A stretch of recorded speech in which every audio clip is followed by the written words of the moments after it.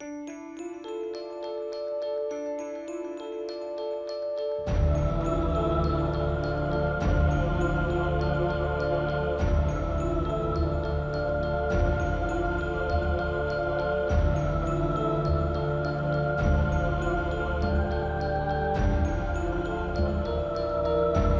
is the only capital where the concentration of espionage activities is simply unparalleled. Inevitably, it is the hub of the center, the nerve center of espionage. If there's a city in the world where it isn't safe to have a secret, it's Washington, D.C. If you leave your coat, you leave your jacket. Do you ever think that it's very, very easy to put in a small, tiny microphone, a transmitter, and a little, what they call a hearing aid battery, that could be very easily put in the lining of your jacket, inserted in less than 1 minute? So you take your coat back with you, you go on to your meeting, and you're a walking radio station. On World News Tonight, the FBI agent accused of betraying act of betrayal and treason. An FBI agent accused The Cold of leading War is over, but the intrigue is not. The FBI might be deeply embarrassed by the unmasking of one of its own, but to many Americans, it's another enthralling development in an unfinished story. An American citizen, an FBI agent, is accused of selling U.S. government documents to the Kremlin. It's romance, it's adventure, it's excitement, it's fear, it's murder, it's deception, it's seduction. Oleg Kalugin knows all about secret agents. He should. He used to be one. In fact, he used to be the KGB general in charge of Soviet counterintelligence. This popular restaurant, barely a block from the White House, was one of his favorite haunts. But the intelligence collections remained unabated. In fact, Russia is now more than ever interested in technological espionage, in scientific and espionage. With the collapse of the USSR, I joined, as thousands of my colleagues, the private business. These days, General Kalugin is a local celebrity. My office was on the top floor of this building. His cover, well and truly blown. The Soviet embassy was not only the nerve center of espionage, it also was a center which attracted potential spies who would walk in.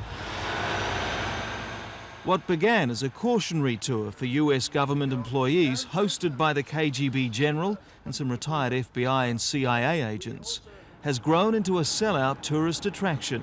If something goes wrong, they will stay in the shadows. Each passenger pays $35 to hear the former adversaries tell tales of surveillance, safe houses, and the double life of the mailbox, like the one at 37th and R, a gentle stroll from the Russian embassy. They may pass by this mailbox, they will read what's on it, just in chalk, a cross or maybe a line, a small innocuous signal which would mean that you have to come for an emergency meeting. What do your former colleagues, even if they're still in the intelligence game, what do they think about the spy drive tour? Most of my colleagues detest me, that's at best. Despise, detest, hate most of my former colleagues.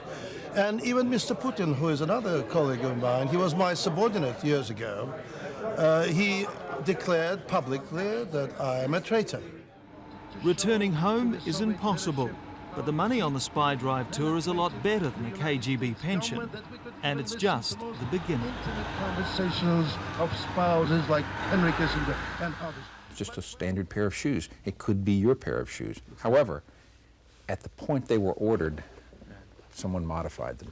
And what they did was put in literally a complete radio station. And there is a complete transmitter, a microphone. There's a tiny airway that is here for the sound to reach the microphone, and it's all activated by this pin. The shoes belong to America's ambassador to Czechoslovakia. The pin was activated by his maid, who was working for East German intelligence. How do you introduce a listening device into a closed area? And their answer was very clever. Just have the ambassador carry it in. And the man telling the story is a CIA technical advisor And this is a complete covert photography system. And America's foremost collector of spy gadgets. Where better to hide a camera than in a camera case? This little trap door opens on this side. By putting my hand here, I can take a picture here. Just underneath the... Here? That's extraordinary. Keith Melton is a modern-day Q. The KGB in the 70s, late 60s and 70s, actually studied the James Bond films because they believed that the films were predictive of long-term MI6 and CIA planning, and that the technology they saw there could indeed be used against them. He's also one of the forces behind a $28 million plan to build America's first spy museum. 3 stories of espionage history and gadgets, along with a spy cafe and souvenir shop just across the road from FBI headquarters. Nothing like this has ever been done before. It is being done to the level that will excite a professional. At the same time, it will intrigue an 8-year-old. The professionals in the spy game in Washington have in fact had their own collection of Cold War artifacts for years. But unlike the proposed spy museum, their collection isn't open to the public. We've been allowed in to see it only on condition that we don't film the exterior of the building or the various security checkpoints we have to pass through to get in. Feels a bit like the Cold War. And this sign is where we have to turn the camera off.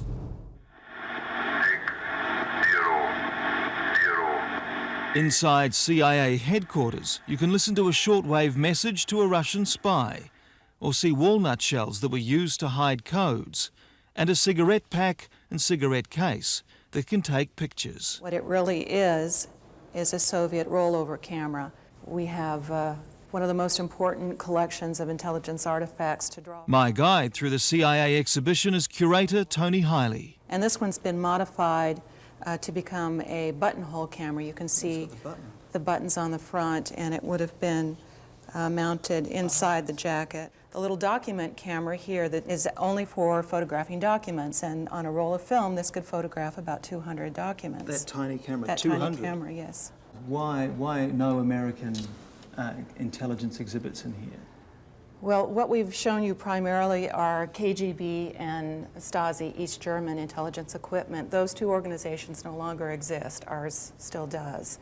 Therefore, our technology is still active and being used in the field still. The New York Times was penetrated in my time. The Washington Post was... And perhaps that explains the greatest lure of all about the murky world of espionage. To manipulate the media, to place in the media... Because no matter what's shared with us now, there are always more secrets and more surprises ahead. But after years of existing in the shadows, Washington's former spooks are convinced that they're about to spin their Cold War yarns into gold.